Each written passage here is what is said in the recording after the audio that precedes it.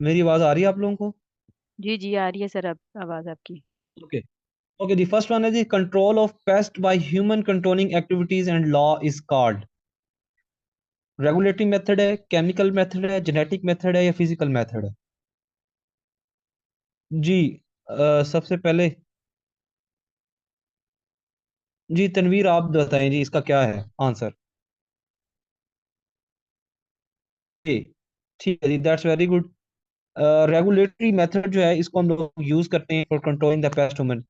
Okay जी, second one है जी all the practices used to control the pest population within certain limits are called।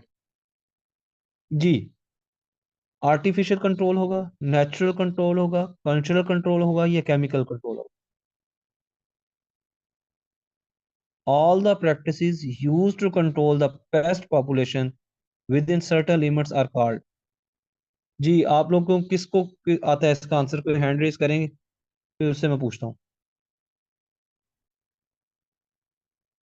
नहीं भी तनवीर, ये काम नहीं करें यार, मैंने आपसे कहा कि ये तो फिर सारे आंसर आप ही कर जाओ। हम्म। जिससे पूछूंगा वो आंसर करेगा। ठीक है जी। ठीक है जी, आर्टिफिशियल कंट्रोल ही है।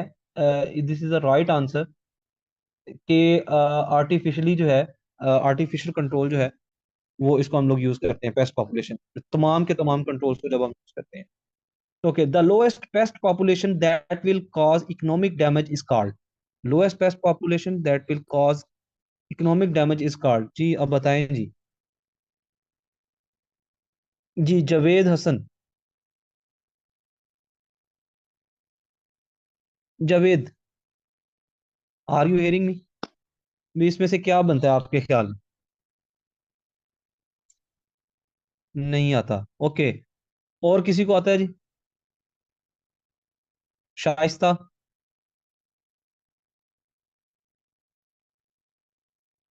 ए। ठीक है जी।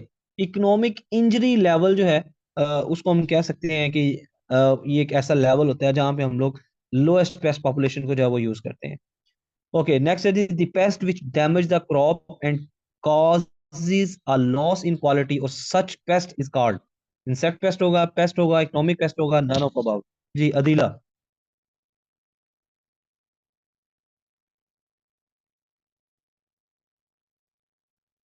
सी option, that's very good. Economic pest यानी कि ऐसा पेस्ट जो डैमेज कर दे क्रॉप को और लॉस भी काज करे तो उसको हम लोग इकोनॉमिक पेस्ट का नाम देते हैं। Campodeiform is type of. जी campodeiform is type of. Dastagir. Sir pupa. नहीं यार, ये आपको आपने जहां से भी पढ़ा है फिर गलत पढ़ा है। जी anyone. Javed Hasan. Very good, आपने इसका आंसर ठीक किया। बेटा ये आप लोगों को स्लाइड्स में पढ़ाया था कि कंपोडी फॉर्म जो होता है ये लार्वे की एक टाइप होती है, तो प्यूपा की नहीं होती। ये आपने जहां से की देखा हुआ है वो वहां से गलत देखा है। ओके जी, resting stage in endopterygota is called. जी एंडोटेरिगोटा में जो रेस्टिंग स्टेज है वो कौन सी होती है? ये जी आप मुझे आंसर देगा जी इसका मोहम्मद उस्मान। जी Usman, resting stage in endopterygota is called. नहीं, निम्फ नहीं होता बेटा। एंडोटेरिगोटा में निम्फ नहीं होता, वो तो किसी और चीज में होता है। जी नाइला आप बताएं। प्यूपा। यस। चलिए निम्रा ने बता दिया। ठीक है जी, pupa is a resting stage in endopterygotes. ठीक है जी। नहीं बी नहीं, सी ऑप्शन है, सी। सी ऑप्शन है प्यूपा। रेस्टिंग स्टेज है ना, अडल्ट तो कभी भी रेस्ट नहीं करता, अडल्ट तो उड़ता फिरता भागता फिरता है। ओके जी, नंबर 7 पे है जी insect whose larva are quite unlike the adult along with the presence of people in star. अच्छा ये ना फर्स्ट वन इसको ठीक कर लीजिएगा, ये मेरे ख्याल में मुझे यहाँ पे लिखना ठीक नहीं रहा। ये होलो मेटाबोला है फर्स्ट वन जो है ना, ए वाला।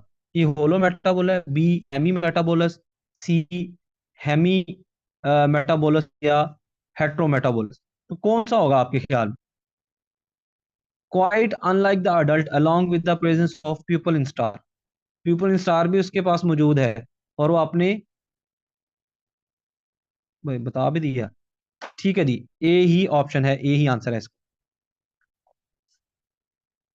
ओके, अभी कोई बताएगा नहीं, मैं सिर्फ क्वेश्चन बोलूंगा, आप चुप रहेंगे। नेक्स्ट करिएगा जी मैम, नीचे थोड़ा सा। सर यहाँ तक अगर किसी ने स्क्रीनशॉट लेना है तो ले ले, मैं इसको रिमूव कर रही हूँ, यहाँ से इरेज कर रही हूँ। ठीक हो गया, वो मैंने ऐसे फ्लो में बोल दिया। तो मैं नेक्स्ट टाइम जिससे पूछूं वही बताए, ठीक है जी। मुझे उम्मीद है सब लोग इंटेलिजेंट है माशाल्लाह, कोई ना कोई आंसर लाजमी कर रहे हैं सब लोग जो है।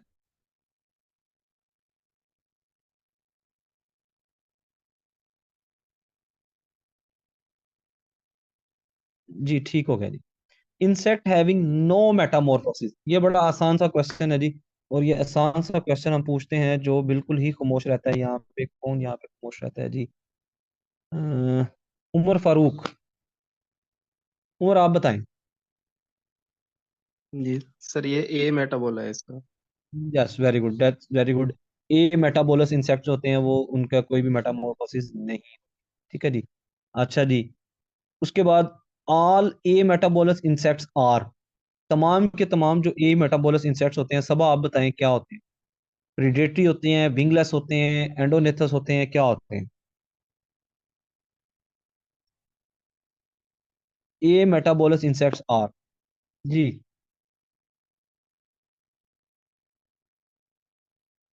बी। ठीक है, that's very good. Wingless insects होते हैं जी सारे के सारे। aquatic immature of all holometabolous insects are known as। जी बताएं तनवीर, क्या होते हैं ये? aquatic immature of all holometabolous।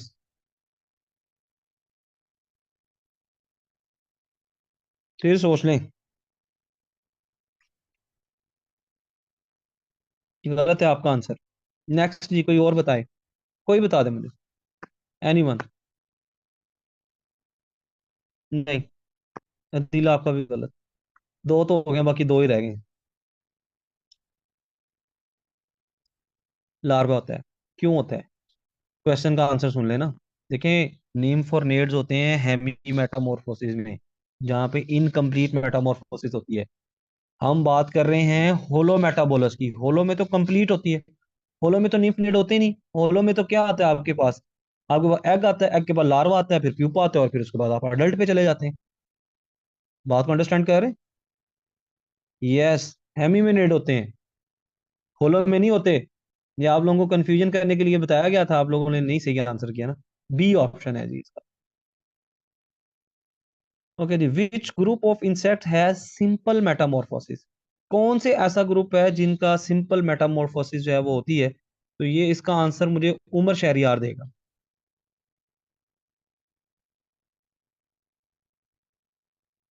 Ji Umar Shahryar. Which group of insects has simple metamorphosis? Sorry नहीं पता जी, और कोई? एनीवन कोई बता दे। D option. ठीक है जी। बग्स जो होती हैं उनके अंदर ऐसे इंसेक्ट होते हैं जिनके अंदर सिंपल मेटामॉर्फोसिस होती है। विच group of insect has incomplete Metamorphosis? Next का भी शायद से आप ही बता दें।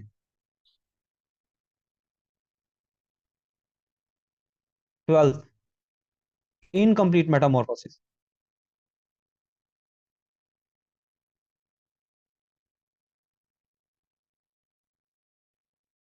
11वें का डी था।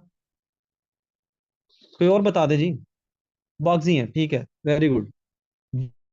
12वें का भी डी ही ऑप्शन है, और 11वें का बग्स जो होती हैं इनके अंदर इनकम्प्लीट ही होती है, और सिंपल मेटामॉर्फोसिस। ओके जी। 13 की तरफ चलते हैं। अभी देखिए मैंने सारे के सारे आपके एमसीक्यू सर मेटामॉर्फोसिस आपकी से उठाए तो, हुए हैं। मुझे लग रहा है आपकी तरफ से थोड़ी सी डिस्टॉर्शन आ रही है, प्लीज चेक कर लें। ओके जी, मैं सर अभी देख लेता 11 हूँ और जी। 12 भी रिपीट कर दें एमसीक्यूज। ये ठीक है मैम, आंसर आपने ठीक लिखे हुए हैं। जी। डी ही है, जी बग्स आपकी ही। आवाज़ काफ़ी वो डिस्टॉर्ट हो रही थी, इस वजह से मैंने कहा शायद इनको समझ ना ओके आई हो। ओके, नहीं इन्होंने आंसर्स कर दिए हुए हैं। ओके जी। Insects in which young ones pass through complex or complete metamorphosis are said to be। क्या होंगे जी? ये अब मुझे आंसर करेगा, मुझे कौन आंसर करेगा जी यहाँ पे? निम्रा अब्बास, आप आंसर कर दें।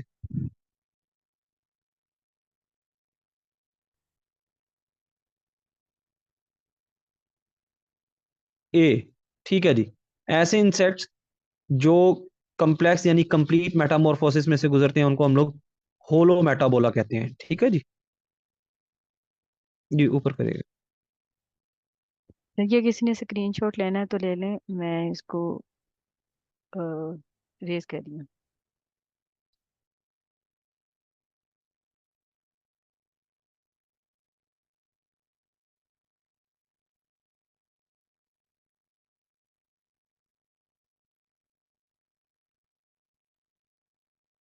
ओके जी, उसने कहा जी the young ones, sorry 14th 14th 14th, हाँ जी।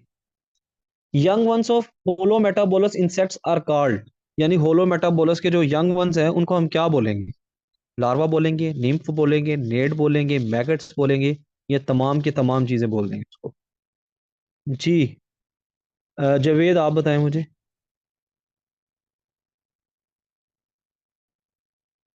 ए, जी बिल्कुल। Young ones of holometabolous insects होते हैं वो लार्वे होते हैं, उनको हम लोग लार्वा कहते हैं, ठीक है जी।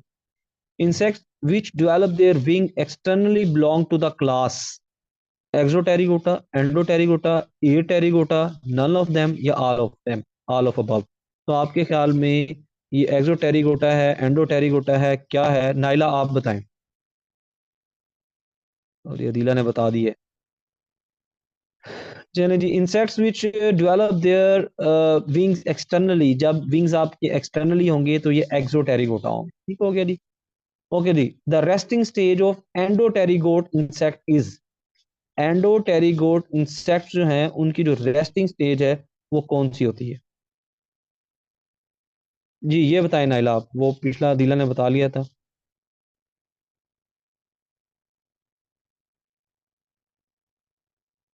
सर अभी आवाज़ आ रही है मेरी बिल्कुल ठीक आपको? जी मुझे आ रही, आ रही। ओके सर, ये 14 ओके और हम 15 का आंसर दोबारा से रिपीट कर दे, फिर आगे प्लीज। फिर आप जैसे कह रहे हैं अभी वैसे कर दें। 14th का भी ए है और 15th का भी ए है, और 6 आर कॉल्ड, क्या कहलाएंगे जी?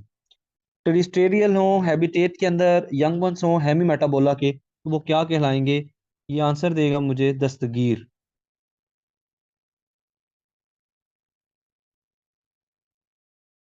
सर निम्फ दस्तगीर बेटा कहते हैं। क्लियर। हाँ निम्फ कहते हैं, that's very okay ji. 18th पे चलते हैं जी। उसी करी the process increasing three abdominal segment post embryonic development is called, ये सबको बड़ा अच्छे से याद होना चाहिए और बार बार मैंने इसको रिपीट करवाया था। अदीला आप बताएं इसका आंसर।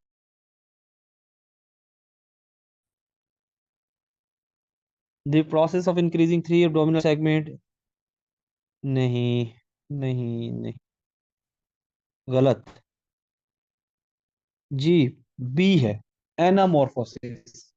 ये आप लोगों को उस दिन बड़ा क्लियर कट, जिस दिन मैंने पढ़ाया था तो मैंने बार बार बताया था कि जब थ्री सेगमेंट्स ऐड हो जाएंगे तो उसको एनामॉर्फोसिस कहते हैं। Okay the, holometabola is also known as, holometabola को हम लोग और क्या कहते हैं? क्या कहेंगे जी? एनीवन कोई बता दे।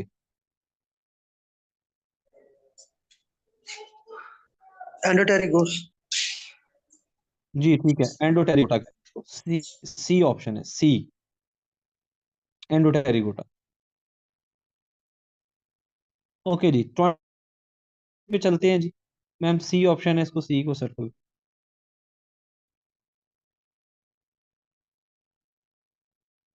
उसके बाद 20th वाला, उसमें कह रहे हैं जी use of living organism to bring down the pest population below economic threshold level is called.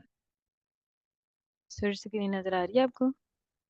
जी यार, सर ये अ, कौन से एमसीक्यूज पे थे आप सर, जिसको मैंने हम सर्कल नहीं ट्वेंटी किया? ट्वेंटी ट्वेंटी एमसीक्यूज पे हैं हम। 19 था, 19 का था सी, 20वें सर पे बी 18 हो गया और है। 18 का भी बता दे और 19 का भी प्लीज। 18 का बी है, 19 का सी है, 20th का ए है।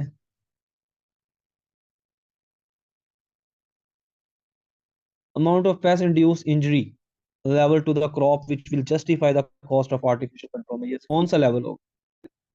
इकोनॉमिक डैमेज, ए है मैम इसका। जी नेक्स्ट।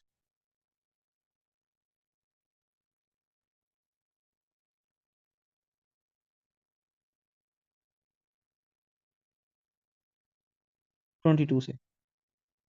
हाँ जी, the density of pest at which control measures should be applied to prevent it from reaching the economic injury level. जी अब बताएं अदीला मुझे आप।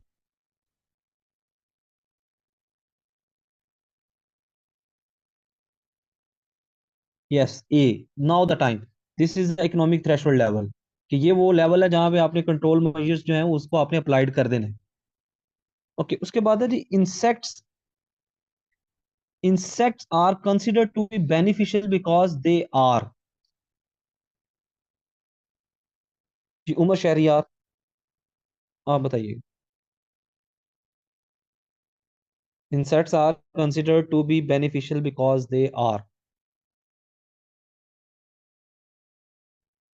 ई, यस, हमारे लिए इंसेक्ट्स पॉलिनेटर्स भी हैं, हमें ये यूजफुल प्रोडक्ट्स भी देते हैं, हम इनको बायोलॉजिकल कंट्रोल एजेंट्स भी यूज करते हैं, तो ये प्रोटीन्स का बहुत अच्छा सोर्स भी होते हैं, इनको बहुत अच्छा पाया जाता है।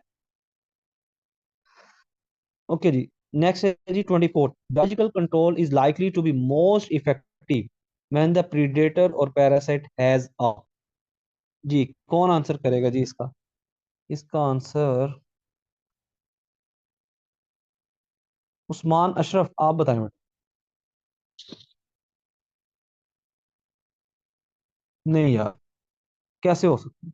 लॉन्ग लाइफ साइकिल भी हो और फिर wide range of preferred host भी हो और फिर हाई प्रोडक्टिव रेट भी हो, ये सारी चीजें तो नहीं ना हो सकती एक ही चीज। हम्म, ये सारी चीजें एक में नहीं हो सकती। एक ऐसी चीज, देखिए प्रीडेटर और पैरासाइट्स की बात करें, इन दोनों से कौन सी चीज जो है वो बायोलॉजिकल कंट्रोल में ज्यादा मोस्ट इफेक्टिव हो? जी सी, हाई प्रोडक्टिव रेट। जितनी ज्यादा प्रीडेटर और पैरासाइट्स होंगे उतना ज्यादा जल्दी जो है वो कंट्रोल कर पाएंगे। लॉन्ग लाइफ साइकिल में तो बेटा वो एक टाइम आता है जब इनका खाने का टाइम आता है, तो उसके बाद ये सोए रहते हैं इंसेक्ट सारे, प्यूप स्टेज आ जाएगी उनकी, कोई और स्टेज आ जाएगी। तो जितने ज्यादा नंबर्स होंगे उतनी ज्यादा इफेक्टिव कंट्रोल हो। Which control strategy is likely to have best impact on non target organism? Ji,